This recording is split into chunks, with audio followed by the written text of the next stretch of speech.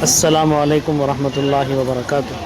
बरोज़ हफ्ता आज सुबह 10:30 बजे से ज़ोहर तक और 3 बजे से असर तक रहमत ग्रुप की जानिब से नशा मुक्त अभियान चलाया जा रहा है और इसमें साथ देने वाले जमीयत उलमा चिंतामणि भी साथ दे रही है और सदका ग्रुप चिंतामणि ये भी साथ दे रही है और लोकल काउंसलर यहाँ के जनाब अल्लू साहब ये भी साथ दे रहे हैं।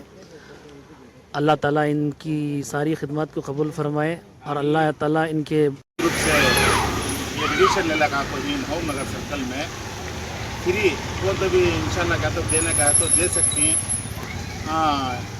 दारू हंदे क्या दूसरे पीढ़िया हंदे क्या भी हंदे उनका पर्सनल का क्या है कि ये 11-11 घुट ये दाल को खतरे है चाय में हंदे खाने में हंदे साले में हंदे किसमें तो दाल को ये करे तो रिजल्ट बहुत अच्छा है। ये रहमत ग्रुप से ले लगा को रखी होम नगर सर्कल में इंशाल्लाह सबको भी अच्छा ये आपको रिजल्ट आप बहुत अच्छा आ रहा है।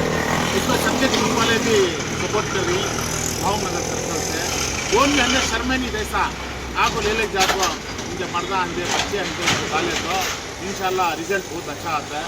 उनके बच्चे की फ्यूचर का सवाल है। मर्दा हाथी दारू पीने वाले हो